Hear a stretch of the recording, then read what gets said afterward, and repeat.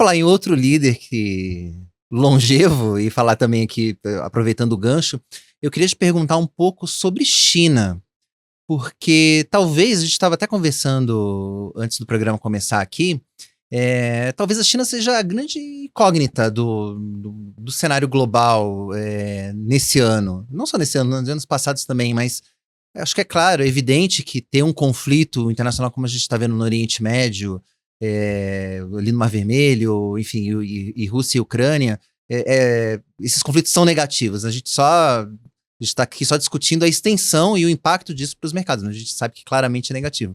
Agora, a China, ela pode ser, o fator China pode ser muito positivo para os mercados ou muito negativo, dependendo do que acontecer por lá, Enzo. E queria saber um pouco da tua visão, assim, o que você acha? Você tem mais pro time dos que acreditam que a China pode ainda ser aí a salvação da lavoura, ou você tá mais pessimista em relação ao gigante asiático? Assim, é até difícil a gente às vezes tecer comentários sobre China, porque os dados lá, a gente nunca tem muita clareza se eles são de fato aqueles números, né? Um país que recorrentemente batia sua meta de crescimento, me parece que tem ali uma continha de chegada. Então, assim. Um arredondamento. Um arredondamento, né? Tipo, pega na planilha ali, bota um 0,3 pra gente bater a nossa meta e tá tudo certo. Assim, de fato, né? Nos últimos anos foi o grande vetor de crescimento no mundo, mas você começou a ter diversos problemas. Eu acho que meio que já vinha com alguns problemas, mas não pareciam ser tão claros. Mas depois da pandemia da Covid, eu acho que isso ficou mais notório, né? Então, você teve todas aquelas questões lá do setor de construção civil, que sempre foi um vetor importante na economia chinesa. Todo esse crescimento que a gente viu, sei lá, desde o começo dos anos 2000 até a época da pandemia, era um crescimento muito forte, porque você tinha uma infraestrutura ainda muito ruim no país, né?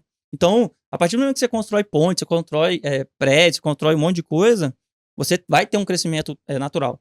Parece que essa fórmula meio que está se esgotando. Então, os próprios líderes, eles estão tentando buscar outros vetores de crescimento, e aí eles estão partindo mais para o vetor do consumo, né?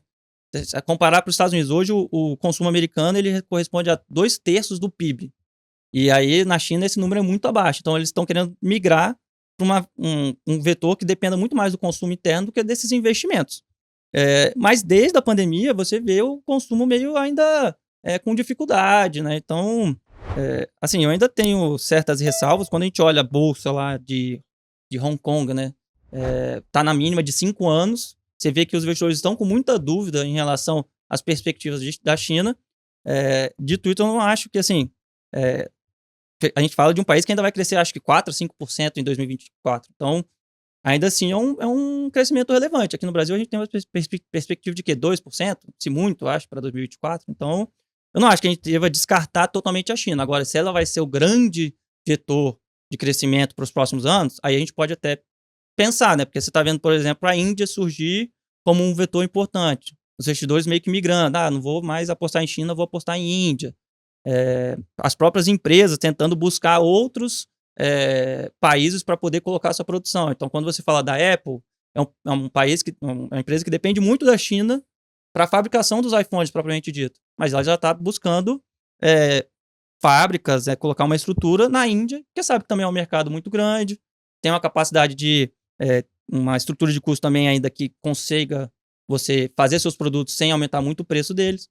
Então, eu ainda tenho dúvidas para o curto prazo. Não acho que a gente possa descartar completamente. E aí também, quando a gente fala de bolsa, você já consegue talvez encontrar algum outro ativo na bolsa lá de Hong Kong que parece que nos preços atuais teria uma certa margem de segurança. Então, você tem as ações da Alibaba, né, que eu acho que é uma das maiores empresas que todo mundo fala de economia chinesa. O pessoal vai falar de Alibaba, né, que é tido a Amazon chinesa. Ela hoje está com valor de mercado que é o mesmo valor de mercado quando ela fez IPO há 10 anos atrás, sendo que é uma empresa que cresceu a sua receita por 10 vezes e seu lucro por 5. Então, assim, me parece que tem alguma coisa ali que a gente consiga aproveitar ainda. Sempre vai ter esse risco, né? Recentemente, o governo chinês, na sua tentativa de reduzir o uso de horas, né, dos adolescentes para ficar jogando jogos online, anunciou uma medida e as ações de tecnologia acabaram sofrendo. Só que aí acabaram sofrendo tanto que eles mandaram embora o funcionário responsável por anunciar essa medida. E aí fala assim, olha, veja bem, a gente vai rever, a gente vai conversar com as empresas. Não vai mexer com os adolescentes aí, É, por favor, não. né? Adolescente sem celular é um perigo. Exato, É um perigo. exato. E aí, recentemente, a gente já viu alguns anúncios de auxílio para o mercado de ações, né? Acho que esse anúncio é até um anúncio meio... não é algo tão duradouro, mas inicialmente deu um boost nas ações chinesas. Então você viu a Alibaba subindo 6, 7% no dia seguinte. Então, assim, parece que nesse patamar você consegue encontrar alguma coisa de oportunidade de investimento. Mas eu preferiria focar nessas empresas que são mais parecidas com as empresas aqui dos Estados Unidos ou da Europa, que você tem uma forma para você analisar que eu acho que é mais simples, né? Até porque tem empresa lá que ela nem divulga seus resultados em inglês, ela vai divulgar só em chinês. Então, se você souber Fica chinês, difícil analisar. parabéns aí e possa analisar. Mas, enfim, eu acho que tem alguma coisa assim. Tem que ter um certo cuidado, mas eu acho que começa... vale a pena a gente pesquisar um pouco mais para a oportunidade de investimento.